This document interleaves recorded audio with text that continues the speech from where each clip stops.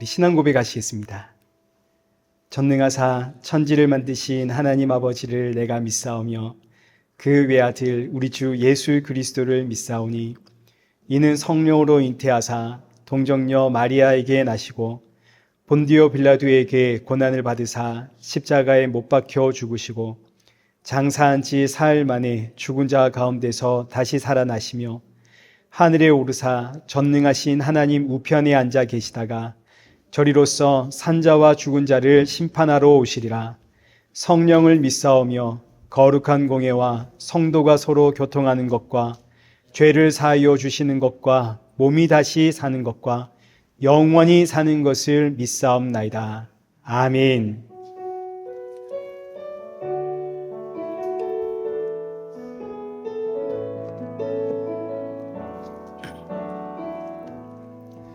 하늘의 문을 여소서 이곳을 주목하소서 주를 향한 노래가 꺼지지 않으니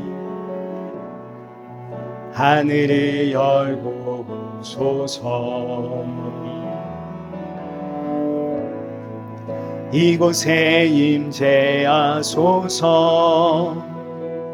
주님을 기다립니다. 기도의 향기가 하늘에 닿으니 주여 임재하여 주소서 이곳에 오셔서 이곳에 앉으소서 이곳에서 드리는 예배를 받으소서 주님의 이름만이 오직 주의 이름만 이곳에 있습니다.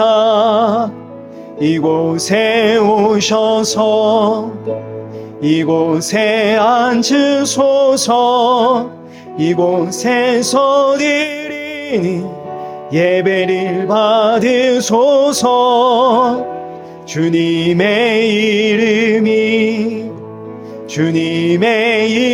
이름만이 오직 주의 이름만 이곳에 있습니다. 우리 이 시간 예배 앞에 서 있는 내 모습을 돌아보면서 오늘의 이 예배가 지치고 상한 내 영혼의 담비와 같은 생명의 예배가 되어지도록 나의 마음을 열어주옵소서. 그리고 함께하는 사랑하는 성도들에게도 새 힘과 위로와 안식의 예배가 되어지도록 이 시간 은혜 부어주옵소서. 우리 함께 예배 사모하는 마음으로 기도의 자리로 나아가겠습니다. 기도하겠습니다.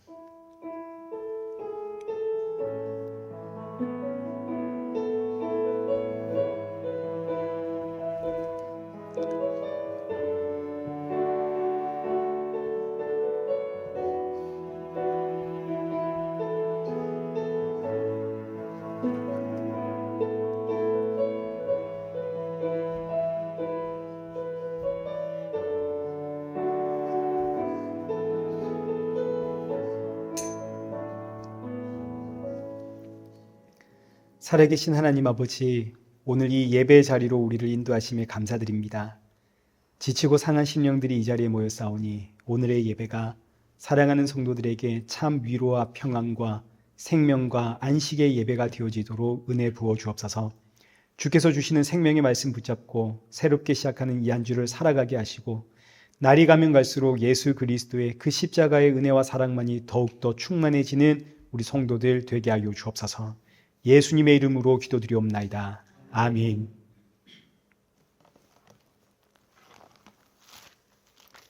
우리 함께 교동문 제59번을 함께 교도하시겠습니다. 교동문 제59번입니다. 여호와께 감사하라. 그는 선하시며 그 인자하심이 영원함이로다.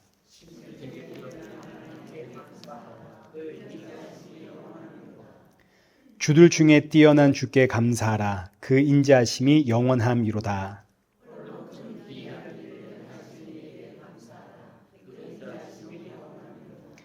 지혜로 하늘을 지으신 이에게 감사하라. 그 인자심이 영원함이로다.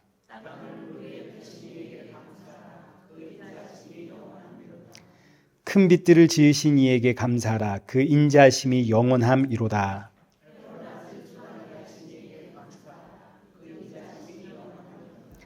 달과 별들로 밤을 주관하게 하신 이에게 감사하라. 그 인자심이 영원함이로다.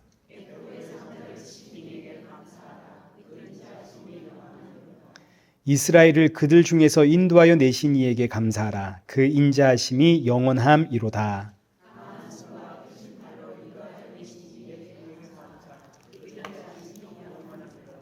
아멘. 우리 찬송가 25장 우리 함께 찬양하시겠습니다.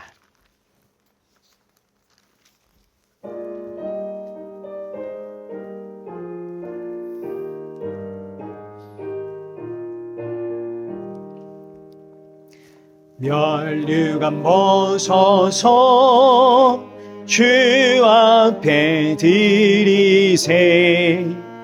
저 천사 기쁜 노래가 온 땅에 퍼지네. 내 영아 깨어서 주 찬송하여라. 온 백성 죄를 속하신 만왕의 왕일세. 멸류관 벗어서 주 앞에 드리세.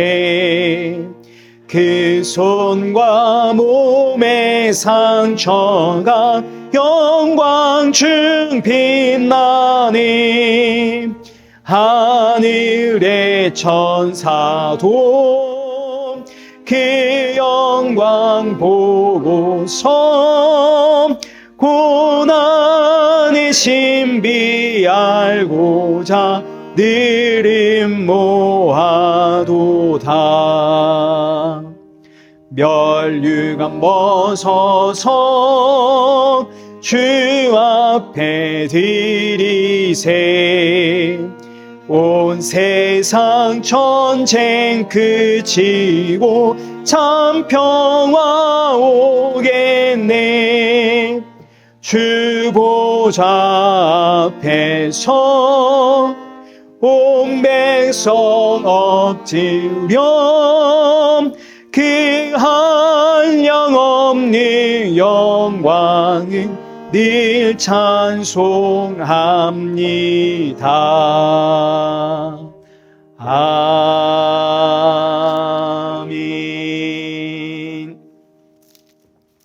성경 봉독하시겠습니다. 우리 오늘 보실 하나님의 말씀은 고린도 후서 5장 16절에서 6장 2절까지의 말씀입니다.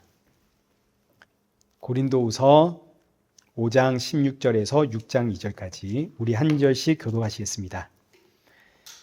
그러므로 우리가 이제부터는 어떤 사람도 육신을 따라 알지 아니하노라. 비록 우리가 그리스도도 육신을 따라 알았으나 이제부터는 그같이 알지 아니하노라.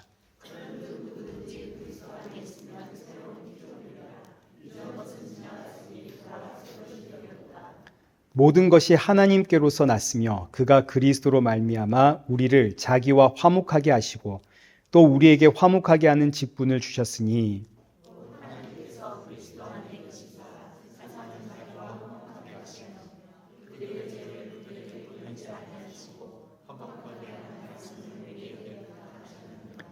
그러므로 우리가 그리스도를 대신하여 사신이 되어 하나님이 우리를 통하여 너희를 권면하시는 것 같이 그리스도를 대신하여 간청하노니 너희는 하나님과 화목하라.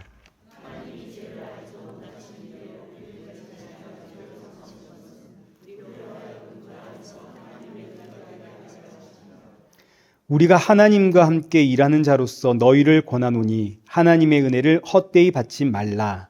이르시되 내가 은혜 베풀 때에 너에게 듣고 구원의 날에 너를 도왔다 하셨으니 보라 지금은 은혜 받을 만한 때요 보라 지금은 구원의 날이로다. 아멘. 우리 교회 소식 먼저 알려드리겠습니다. 우리 지난주 목장 모임을 우리가 한번 해봤죠. 이제 오해하는 분들이 계시더라고요. 이제 이 목장 모임은 한 달에 한 번 하는 게 아니라 매주 하는 겁니다. 매주. 그래서 이제 지난주처럼 오늘도 예배 마치면 이제 내려가셔서 목장별로 모여가지고 식사하시고 교제 나누고 이렇게 하시면 되겠습니다. 그리고 이제 지난주에 목장 이름을 정하셨거든요. 첫 번째 목장은 이제 사랑 목장입니다. 고흥욱 장로님께서 이제 목자로 계시고요. 이제 두 번째 목장은 감사 목장입니다. 근데 이제 감사 목장은 목자가 누구실까요? 우리 박성수 집사님, 감사합니다.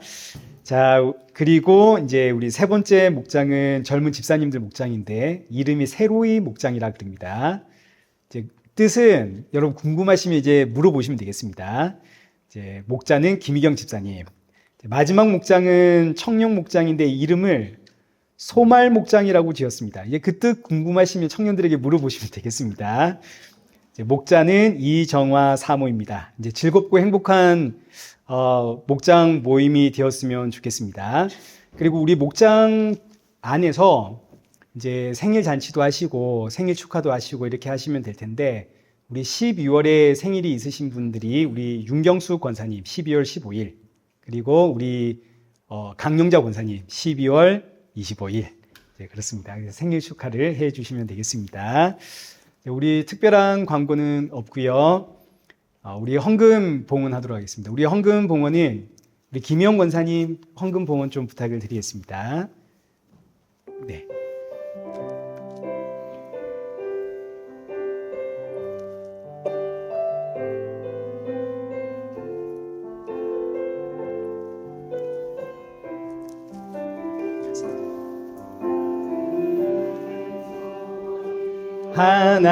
하나인데 주님 다시 오실 그날까지 우리 가슴에 새긴 주의 십자가 살아 나의 교회를 사랑케 하네. 주의 교회를 향한 우리 마음 희생과 포기와 가난과 고난 하물며 죽음조차 우리 막을 수 없네. 우리 교회는 이 땅에 희망 교회를 교회되게 예배되게 우리 사용하소서. 진정한 풍의 날 오늘 임하도록 우리 사용하소서. 기도하겠습니다. 참 좋으신 하나님, 이 시간 우리를 예배 자리로 인도하심에 감사드립니다.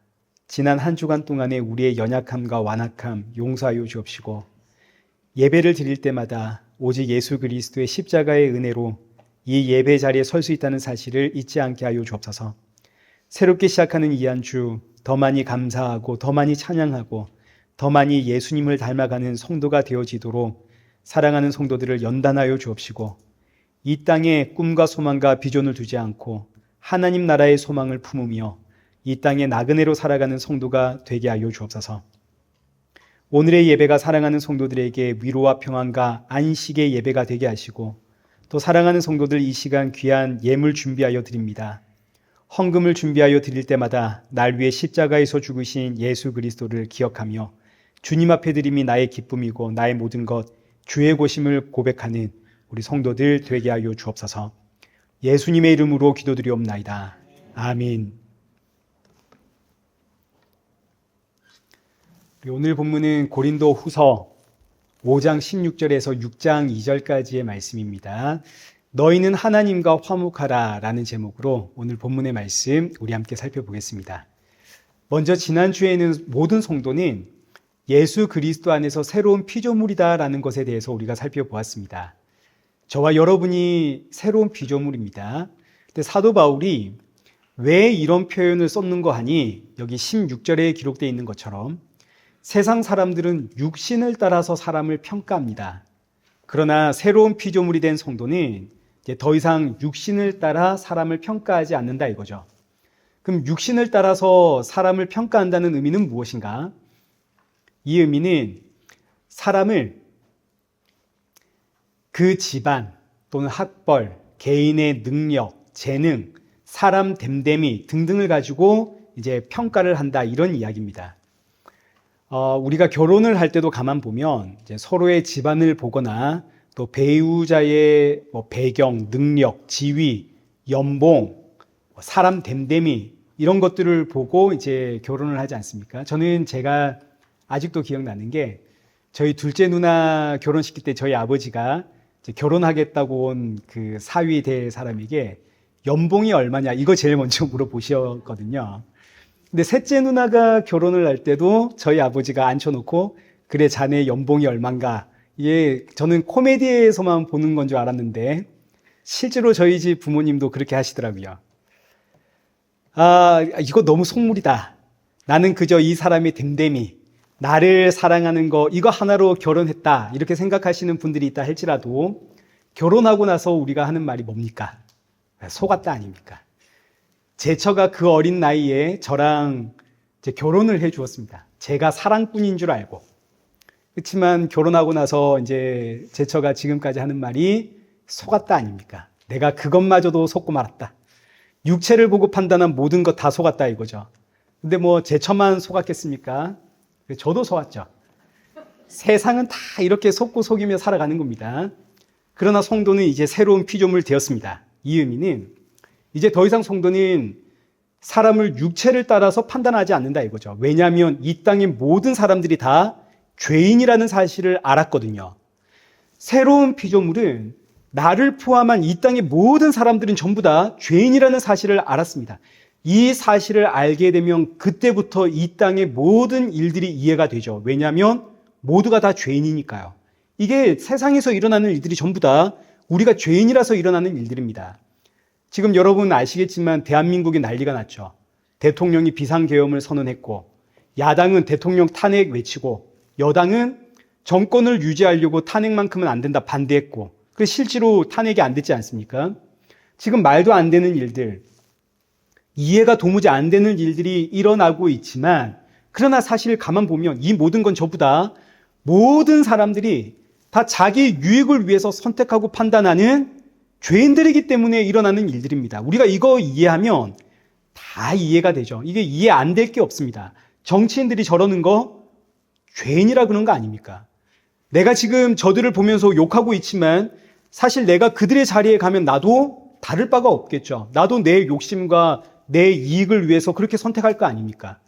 그래서 결론이 뭐냐면 새로운 피조물들에게 결론은 뭐냐면 나에게도 저 사람에게도 누가 필요하다? 예수님이 필요하다. 이게 결론입니다. 이걸 아는 사람이 새로운 피조물인 거죠. 새로운 피조물인 성도는 나에게도 너에게도 예수님이 필요하다는 사실을 압니다. 그래서 예수님을 증거합니다. 이게 바로 오늘 본문 18절에 나오는 화목의 직분입니다. 이 땅의 모든 사람은 성도는 이 땅의 모든 성도는 이 화목의 직분을 받았기 때문에 나에게도 너에게도 예수님이 필요하다는 사실을 알고 그 예수님을 전하는 거죠. 자, 그런데 여기서 화목하게 하는 이 직분은 누구와 화목을 하라는 겁니까? 여기 18절 보시면. 그렇죠. 우리 함께 18절 읽어보겠습니다. 함께 시작.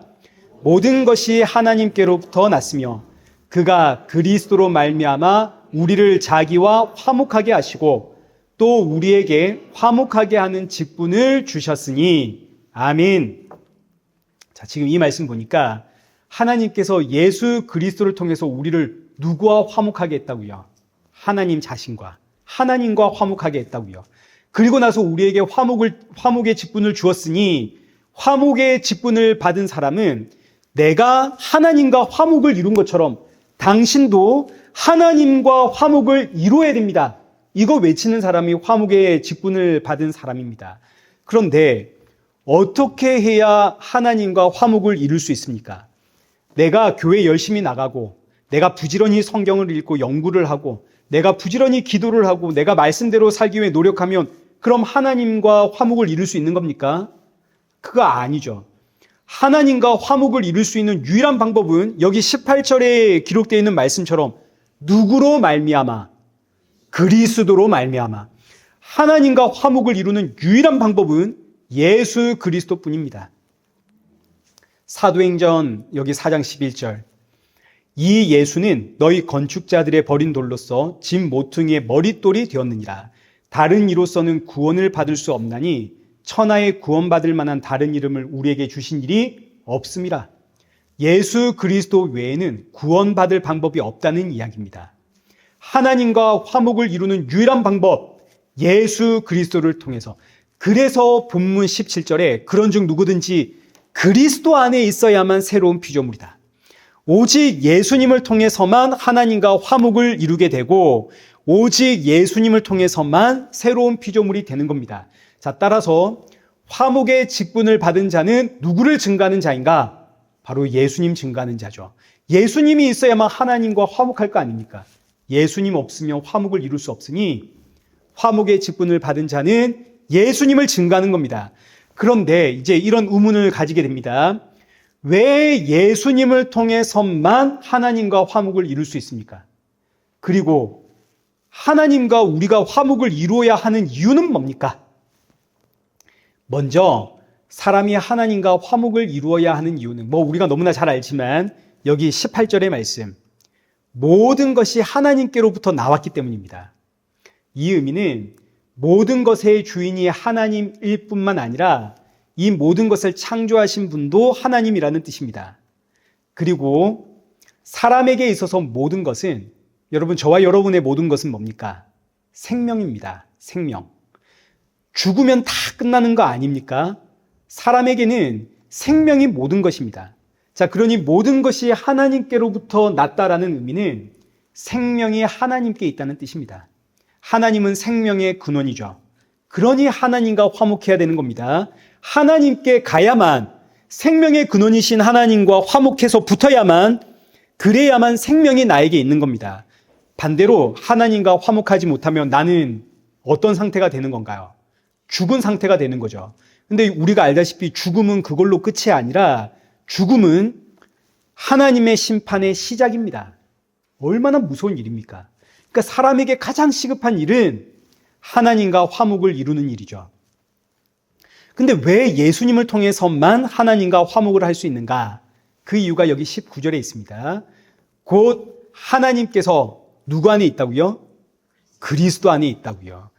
하나님이 그리스도 안에 있습니다. 이 의미는 하나님이 곧 예수님이라는 뜻입니다. 요한복음 10장 28절에 예수님께서 내가 그들에게 영생을 준다 그럽니다. 아니, 영생을 주는 분, 생명을 주는 분은 하나님 아닙니까? 그런데 예수님께서 내가 너희에게 영생을 준다. 그 이유를 30절에서 이렇게 설명하죠. 나와 아버지는 뭐라고요? 하나라고요. 나와 아버지는 하나다. 이 의미는 예수님이 곧 하나님이라는 뜻입니다. 이걸 오늘 본문 19절에서는 하나님께서 그리스도 안에 계신다 이렇게 표현을 했고, 골로새서 1장 15절에서는 그는 보이지 아니하는 하나님의 형상이시오. 천지를 창조하신 하나님, 생명의 근원이 되시는 그 하나님이 저와 여러분을 위해 육신을 입고 보이는 형상으로 이 땅에 오셨다 이겁니다. 그 하나님이 바로 예수 그리스도. 그래서 이어지는 여기 16절에 만물이 그에게서 창조되었다. 만물을 창조하신 분은 하나님 아닙니까? 오늘 본문에서도 모든 것이 하나님으로부터 나왔다 분명히 밝히고 있죠. 근데 여기 골로새서에서는 만물이 그에게서 창조되었는데 여기서 그가 보이지 않는 하나님의 형상 되시는 예수님입니다. 그리고 16절 하반절에도 만물이 다 그로 말미암고 그를 위하여 창조되었고 만물이 예수님으로 말미암았고 예수님을 위해 창조되었다. 이 의미는 결국 예수님이 곧 하나님이라는 뜻입니다. 그래서 다시 본문으로 돌아가면 왜 예수님으로만 하나님과 화목을 이룰 수 있는가? 예수님이 바로 하나님이시기 때문입니다. 예수님이 하나님이시기에 예수님을 통해서만 하나님과 화목을 이룰 수 있다. 자, 그러면 하나님이신 예수님은 어떤 방법으로 사람을 하나님과 화목하게 하시는가? 이제 19절입니다. 그들의 죄를 그들에게 돌리지 아니하시고, 그들의 죄를 그들에게 돌리지 아니하심으로 사람을 하나님과 화목하게 하셨습니다. 우리가 잘 알듯이 하나님은 죄를 심판하시는 하나님이시죠. 근데 이 땅의 모든 인생은 다 죄인입니다. 그러니 사람은 하나님과 화목을 이룰 수 없죠. 전부 하나님의 심판의 대상입니다. 근데 놀랍게도 하나님께서 사람의 죄를 사람에게 돌리지 아니하시고 21절 하나님이 죄를 알지도 못하신 이를 우리를 대신하여 죄로 삼으셨습니다. 이 말씀은 결국 하나님께서 사람의 죄를 하나님 자신에게로 돌렸다는 뜻입니다. 하나님께서 너와 나의 죄를 너와 나에게 묻지 않고 하나님께서 다 짊어지셨다고요. 그래서 얻게 된 화목이고, 그래서 너와 나의 죄를 짊어진 하나님 예수 그리스도를 화목 제물이라고 표현을 하는 겁니다. 로마서 3장 25절에 이 예수를 하나님이 그의 피로써 믿음으로 말미암는 화목 제물로 삼으셨으니, 하나님이 예수님을 화목 제물로 세우셨는데 그 이유는 요한일서 4장 10절 너와 나를 사랑하기 때문에, 사랑은 여기 있으니 우리가 하나님을 사랑한 것 아니요 하나님이 우리를 사랑하사 우리 죄를 속하기 위하여 화목 제물로 그 아들을 보내셨습니다. 우리가 하나님 사랑한 게 아니라 하나님이 나를 사랑하셨습니다. 그래서 나의 죄를 속하기 위하여 그 아들을 화목 제물로 보내셨는데, 여기서 아들이라고 하는 표현이 하나님을 뜻하는 겁니다. 유대인들에게 아버지와 아들은 한 몸이다, 이런 개념을 가지고 있거든요. 아버지께서 너와 나의 죄를 짊어지고 화목 제물이 되어 죽으심으로 하나님과 우리 사이에 화목을 이루었습니다. 나에게 어떤 대가나 어떤 자격이나 조건을 요구한 게 아닙니다. 그저 하나님이 나를 사랑하심으로 나와 화목을 이루기 위해 나의 죄를 짊어지시고 죽었습니다. 근데 이걸로 끝나는 것이 아니라 여기 21절 하반절 말씀을 보시면 우리로 하여금 예수 그리스도 안에서 하나님의 의가 되게 하셨습니다. 내 죄를 짊어지셨을 뿐만 아니라 나의 죄를 가져가면서 너는 지금부터 의롭다. 이게 얼마나 놀라운 선포입니까? 나는 하나님이 누군지도 알지도 못했습니다. 지금까지 나는 죄와 사망에 붙잡혀서 종노릇하고 있는 인생이었습니다. 그런데 이런 나를 하나님과 화목시키기 위하여 하나님이 친히 내 죄를 짊어지고 십자가에 죽으시고, 그리고 나를 향해 너는 지금부터 의롭다. 이 사실을 알게 된 이들이 바로 새로운 피조물 성도입니다. 그리고 이렇게 새롭게 피조물이 된 성도에게 하나님께서 여기 19절 하반절의 말씀과 같이 화목하게 하는 말씀을 부탁하셨는데, 이 화목하게 하는 말씀이 뭐냐면 20절입니다. 그러므로 우리가 그리스도를 대신하여 사신이 되어 하나님이 우리를 통하여 너희를 권면하시는 것 같이 그리스도를 대신하여 간청하노니 너희는 하나님과 화목하라. 사도 바울이 하나님과 화목해 되는 것이 어떤 은혜인지를 알았을 뿐만 아니라 나를 부르심은 단순히 나의 구원만을 위해서가 아니라 화목하게 하는 말씀을 부탁하심임을 알았습니다. 그래서 이제 고린도 교회를 향해 외치는 겁니다. 하나님께서 우리를 그리스도를 대신하는 사신으로 세우셨습니다. 그래서 우리는 그리스도를 대신하여 여러분에게 간청합니다. 간곡히 외칩니다. 하나님과 화목하십시오. 지금 이 의미는 고린도 교회가 하나님과 화목하고 있다는 이야기입니까? 안 하고 있다는 이야기입니까? 안 하고 있다는 이야기죠. 고린도 교회는 지금 본인들은 하나님과 화목을 이루었다 생각하고 있습니다. 고린도 교회가 이 보통 교회가 아니거든요.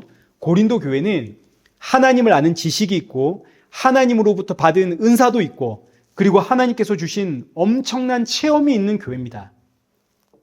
근데 어느새 이 고린도 교회가 하나님을 아는 지식을 가지고 자신을 뽐내기 시작을 했습니다. 말과 지혜의 아름다운 곳으로 자신의 어떤 영적인 지식을 꾸며가지고 뽐내기 시작했다고요. 그래서 사도 바울이 고린도전서 2장 1절과 2절에서 내가 하나님을 너희에게 증거할 때 말과 지혜의 아름다운 것으로 하지 않았다.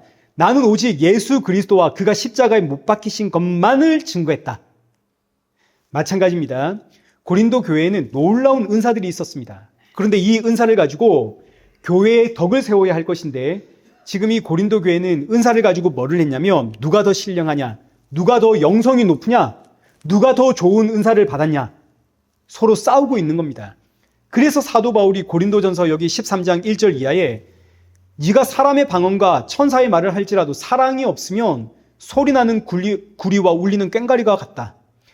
너가 예언하는 능력이 있고 모든 비밀과 모든 지식과 산을 옮길 만한 믿음이 너에게 있다 할지라도 사랑이 없으면 너는 아무것도 아니다. 여기서 사랑이 뭔가요? 예수님 아닙니까? 예수님. 고린도 교회는 그러니까 어느새 누가 사라진 교회인가요? 예수님 사라진 교회입니다. 그래서 오늘 본문 20절에 화목의 직분과 화목의 말씀을 받은 사도 바울이 고린도 교회를 향해 간청하는 말씀이 너희는 하나님과 화목해라. 이 의미는 결국 너희는 누구를 찾으라는 이야기입니까? 예수님 찾으라는 이야기입니다. 고린도 교회를 향해서 너희들 더 열심히 신앙생활하고 더 열심히 기도하고 더 열심히 은사 구하고 더 열심히 하나님의 말씀대로 살아라. 이런 이야기가 아닙니다. 우리가 아무리 기도하고 아무리 은사를 받았고 우리가 아무리 산을 옮길 만한 믿음을 가지고 있다 하더라도 예수님 없으면 이게 전부 교만이고 전부 헛것입니다. 하나님께서 기뻐하시는 일은 그래서 우리가 얼마만큼 하나님을 위해서 일을 했는가, 얼마만큼 우리가 기도를 했는가, 얼마만큼 하나님의 말씀대로 살았는가 여기에 있는 것이 아니라 저와 여러분이 얼마만큼 예수 그리스도를 찾고 있는가 여기에 하나님의 기쁨이 있는 겁니다. 나는 이 한 주 얼마나 예수님을 찾았는가? 예수님을 안 찾는 이유는 뭡니까? 내가 죄인이라는 사실을 내가 인지를 못하니까 예수님을 안 찾는 겁니다. 내가 예수님을 모르면 예수님 찾지 않습니다. 오직 내가 너무너무 연약한 죄인이라는 사실을 알 때 그때 성도는 예수님을 찾는 겁니다. 내가 너무 연약하고 돌아서면 유혹에 넘어가고 자꾸 지었던 죄 또 짓고 또 짓고 그럴 때 누구를 찾나요? 예수님을 찾죠. 예수님, 저는 예수님이 없으면, 주의 사랑이 없으면, 주의 피가 없으면 나는 아무것도 아닙니다. 연약할 때, 그래서 사도 바울이 내가 연약함이 나의 강함이다 이야기하는 겁니다. 왜요? 내가 연약하니까 예수님 찾거든요. 이것이 하나님이 기뻐하시는 일이고 그 예수님을 찾고 전하는 것이 하나님께서 우리에게 맡기신 화목의 직분입니다. 자, 이제 그래서 이어지는 6장 1절에 사도 바울이 하나님의 은혜를 어떻게 받지 말라고요? 헛되이 받지 말라고요. 하나님의 은혜를 헛되이 받지 마십시오. 그럼 하나님께서 우리에게 어떤 은혜 주셨습니까? 하나님께서 우리에게 주신 은혜는 예수님과 십자가입니다. 하나님이 십자가에 죽으셨죠. 죽으실 때 나의 죄는 가져가고 하나님의 의로움은 나에게 넣어 주었습니다. 하나님의 은혜는 예수님과 십자가입니다. 그런데 고린도 교회는 하나님의 은혜를 어떻게 생각했는가 하니 방언받은 것, 예언을 하는 것, 병 고치는 것, 병 고침을 받은 것, 기도가 응답된 것, 귀신을 쫓아내는 것, 이런 것들을 하나님께서 은혜 주셨다라고 여긴 겁니다. 근데 여러분, 이런 것들은 전부 다 부수적인 것들입니다. 부수적인 것들. 그리고 이런 것들은 사실은 따지고 보면 마귀도 할 수 있는 겁니다. 초자연적인 일들을 가지고 이게 하나님으로부터 왔는가 마귀에게 왔는가 이거 어떻게 구분하는가 굉장히 쉽습니다. 그 일들이 나를 어디로 끌고 가는가 이거 보면 되는 겁니다. 이 어떤 초자연적인 일들이 나를 예수님과 십자가로 끌고 간다면 이건 하나님이 주신 은혜입니다. 틀림없습니다. 그러나 이런 일들이 나를 예수님과 십자가로 끄는 것이 아니라 야 봤지? 더 기도하자. 야 봤지? 철회하면 돼. 금식하면 돼. 이런 식으로 우리를 끌고 간다면 이건 하나님으로부터 나온 게 아닙니다. 왜냐? 마귀는 어떻게 해서든 나를 예수님과 십자가에서 떼놓으려고 하거든요. 그래서 여기에서 넘어가면 신앙생활은 하는데 예수님과 십자가가 보이지 않는 겁니다. 이게 바로 은혜를 헛되이 받았다는 이야기입니다. 제가 지난주에 메일을 몇 통 받는데 여러분 제가 여기 이렇게 있으니까 그렇지 제가 생각보다 인기가 많은 목사입니다. 메일을 몇 통을 받는데 제가 이제 그 중에 이제 이런 질문을 하는 분들이 계셨습니다. 목사님, 병이 낫고 사업이 잘 되고 하는 것을 하나님이 하셨습니다라고 간증을 해도 될까요? 이런 질문을 저에게 하셨습니다. 제가 이제 그래서 답변을 이렇게 썼죠. 기도해서 병이 나았습니다. 기도해서 사업이 성공을 했습니다. 정말 하나님의 은혜입니다. 이렇게 끝난다면 이건 은혜를 헛되이 받은 겁니다. 진짜 간증은 뭐냐면 병이 낫기 위해 내가 간절히 기도를 했더니 내 은혜가 너에게 족하다. 사도 바울에게 말씀하신 그 하나님의 말씀이 생각이 났습니다. 그래서 돌아보니 세상에 하나님이 내게 주신 그 십자가의 사랑과 예수 그리스도의 은혜가 너무너무 귀합니다. 이렇게 끝나는 게 진짜 간증이고 하나님의 은혜를 헛되이 받지 않았다는 뜻이 되는 겁니다. 하나님, 저 사업에 성공해야 됩니다. 기도했더니 사업에 성공했다가 아니라 사업 성공 여부와는 전혀 상관없이 내가 여전히 세상적인 성공을 바라고 있는 내가 이런 사람이구나. 그래서 내가 이런 나를 위해 십자가에 죽으신 예수 그리스도를 바라보게 되었습니다. 여기로 가면 하나님의 은혜를 헛되이 받지 않은 겁니다. 그러니까 사도 바울이 지금 하나님의 은혜를 헛되이 받지 말아라 외치는 이유는 예수님 찾으라는 이야기입니다. 이 말씀은 결국 내 삶에 어떤 일이 일어났든 예수님을 찾으라. 예수님을 찾는 자에겐 평안이 있고 위로가 있고 안식이 있습니다. 이거 정말 그렇습니다. 여러분이 지치고 힘들 때 예수님 묵상해 보십시오. 그래서 사도 바울이 외치는 말씀입니다. 하나님의 은혜를 헛되이 받지 말고 예수 그리스도를 찾으라. 예수님 바라보라고 주신 은혜들이다. 그래서 이제 이 말씀이 어디로 이어지냐면 2절. 지금은 은혜의 때고 지금은 어떤 날이라고요? 구원의 날이라고요. 이게 어떤 이야기냐면 이 말씀은 이사야 49장 8절에 기록된 말씀을 사도 바울이 인용한 것인데 이사야 49장은 그 전체가 메시아 예언장입니다. 메시아가 오시는 날, 그 메시아가 오시는 날 어떤 일이 일어날 것인가에 대한 말씀들이 기록이 되어져 있는데 여기 8절 한번 보시면 여호와께서 이같이 이르시되 은혜 때에 내가 내게 응답하였고 구원의 날에 내가 너를 도왔다. 내가 장차 너를 보호하여 너를 백성의 언약으로 삼겠다. 지금 메시아에 대한 이야기입니다. 하나님께서 메시아를 보내서 너를 백성의 언약으로 삼겠다. 지금 이스라엘 백성들에게 언약은 율법입니다. 율법은 뭐냐면 이스라엘 백성들의 옳고 그름을 판단하여 잘한 자에게는 상급을 주고 못한 자에게는 벌을 주는 게 율법입니다. 근데 율법을 따라 이스라엘 백성들의 옳고 그름을 판단하려고 하니까 하나님 앞에 상 받을 자가 있나요, 없나요? 아무도 없죠. 율법을 통해서 우리가 발견하게 된 것은 나는 죄인이다 아닙니까? 로마서 3장 20절의 말씀. 율법의 행위로 의롭다 하심을 받을 육체는 아무도 없습니다. 왜냐하면 율법으로는 죄를 깨닫거든요. 그 결과 우리는 전부 다 망하게 되었습니다. 그런데 메시아가 오십니다. 메시아가 오시면 율법의 자리를 메시아가 차지하게 됩니다. 여기 8절 하반절에 기록되어 있듯이 내가 너를 백성의 언약으로 삼겠다. 이제 메시아가 백성들의 언약이 됩니다. 이 의미는 메시아를 통해서 이제는 옳고 그름, 선과 악, 상과 벌을 구분하겠다는 이야기입니다. 근데 이 메시아가 지금 어떤 모습으로 오시냐면 2절을 한번 보십시오. 메시아에 대한 묘사입니다. 내가 내 입을 날카로운 칼같이 만드시고 나를 그의 손 그늘에 숨기시며 나를 갈고 닦은 화살로 만들어서 그의 화살통에 감추시고. 자, 지금 이 말씀 보시면 메시아를 묘사하는 건데 메시아는 원래가 날카로운 칼과 같고 갈고 닦은 화살과 같습니다. 칼과 화살은 전부 전쟁 도구죠. 사람을 죽이는 흉기 아닙니까? 이런 흉기의 메시아를 묘사한 이유는 메시아는 하나님의 심판자이기 때문입니다. 메시아가 오시는 날은 하나님께서 이 땅의 모든 걸 심판하는 날이다 이런 겁니다. 근데 가만히 보니까 메시아가 오면 메시아가 칼과 화살같이 오면 이 땅이 다 심판을 받는데 그런데 이 말씀을 가만히 보면 메시아는 분명히 날카로운 칼인데 그의 손그늘 아래 숨겼다 그러죠. 여기서 손그늘은 칼집을 뜻하는 겁니다. 날카로운 칼을 칼집에 넣은 다음에 숨겼다 이겁니다.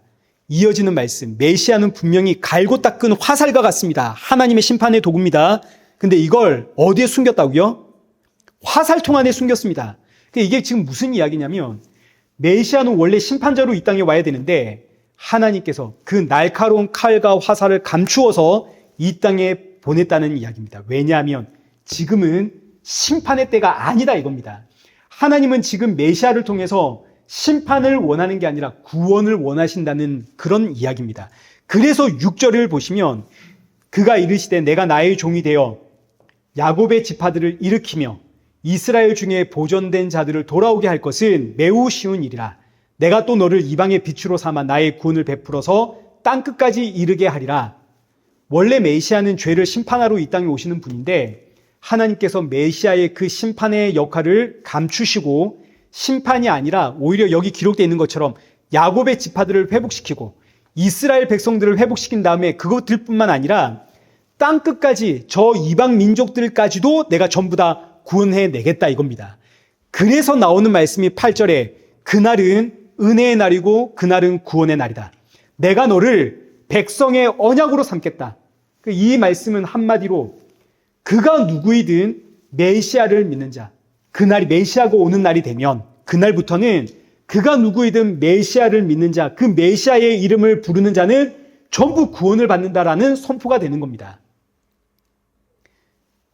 메시아가 오시는 그날은 은혜의 날이고 구원의 날이다. 누구든지 메시아를 믿는 자는 구원을 받는다. 근데 이 말씀이 이제 이사야 61장으로 가면 메시아가 오는 날이 이제 두 시대로 구분이 되는데 여기 2절에 첫째는 여호와의 은혜의 날, 메시아가 오시는 날이 여호와의 은혜의 날, 둘째는 하나님의 보복의 날, 이렇게 구분이 되어집니다. 그래서 이제 이어지는 말씀이 메시아의 초림과 재림에 대한 이야기입니다.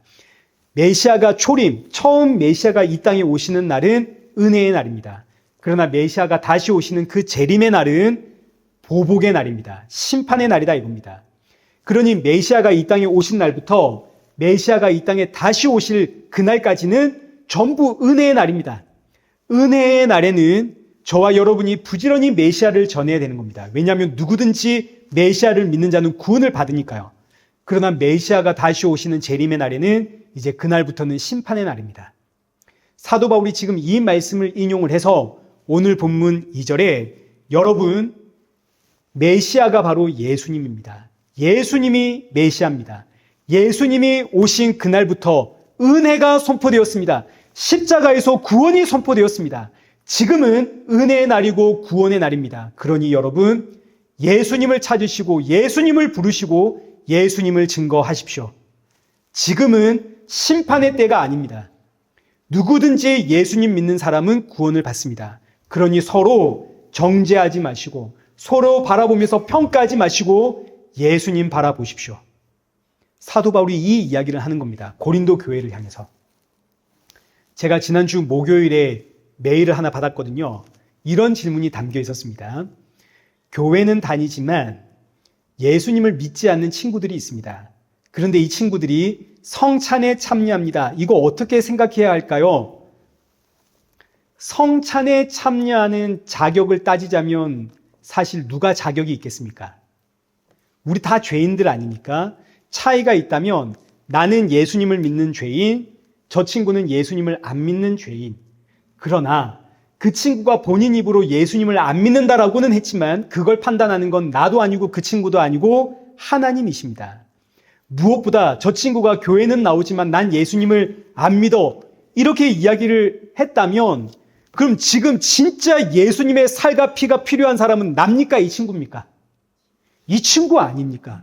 그니 적극적으로 이 친구를 붙잡고 성찬에 참여시킴으로 너에게는 지금 예수님의 살과 피가 필요하다. 이거 전해야죠. 왜냐하면 지금은 심판의 때가 아니라 은혜의 때고 구원의 날입니다. 누구든지 예수 이름을 부르는 자는 구원을 받습니다. 제가 이런 질문도 받았습니다. 예배 시간에 찬양팀 활동을 하는 친구인데 예수님을 믿지 않는다고 고백을 했습니다. 그럼 이 친구 찬양팀 활동을 계속해도 될까요? 라는 질문을 제가 받았습니다. 그러니까 지금 저에게 질문을 주신 분들이 다 청년들인 것 같아요. 제가 이제 답변을 해 주었습니다. 믿음 없는 사람 교회로 인도하는 게 얼마나 힘든 일입니까? 근데 취미 생활이 되었든 사람을 만나려고 했든 세상에 믿지 않는 친구가 교회 나와가지고 찬양팀까지 한다.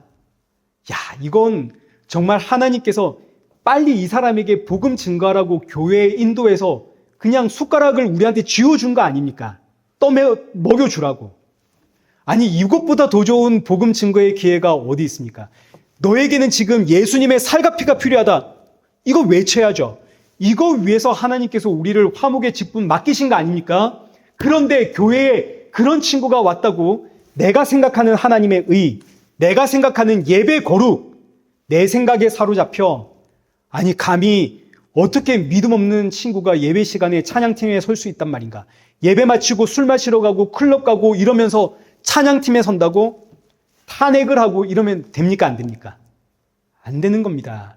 지금은 심판의 때가 아니라고요. 지금은 은혜의 때고 구원의 날입니다.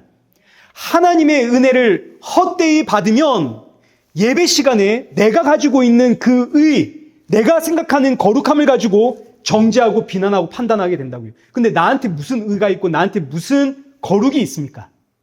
아무것도 없죠. 그러나 이거에 빠지면 어느새 내가 바리새인이 되어서 어떻게 되냐면 마태복음 23장 13절 화 있을진저 외식하는 서기관들과 바리새인들이여 너희는 천국의 문을 사람들 앞에서 닫고 너희도 들어가지 않고 들어가려 하는 자도 들어가지 못하게 하는도다. 이제 이렇게 되는 겁니다. 나도 모르게 내가 구원의 문 앞에 딱 서서 야 너는 안 돼. 넌 못 들어가. 넌 자격이 없어. 네가 무슨 찬양팀이야. 네가 무슨 성찬을 해. 이렇게 된다고요. 사랑하는 성도 여러분, 지금은 은혜의 때고 구원의 날입니다. 이 날에 우리가 맡은 직분은 정죄하고 평가하는 직분이 아니라 화목의 직분입니다. 화목의 직분을 받은 자는 상대방이 누구이든 그 사람이 어떤 사람이든 그 사람들의 자격과 조건을 보지 않고 예수님 증거하는 겁니다. 예수님께서 나의 자격과 조건을 보지 않고 나를 불러주셨듯 우리 역시 사람의 외모와 자격과 조건 보지 않고 외치는 거죠. 예수님께로 돌아가자. 우리 예수님께로 돌아가자. 새롭게 시작하는 이 한 주 화목의 직분을 맡은 성도로서 때를 얻든지 못 얻든지 생명의 주가 되시는 예수님 담대히 증거하는 저와 여러분 되시기를 축원합니다. 살아계신 하나님 아버지, 우리 너무너무 연약합니다.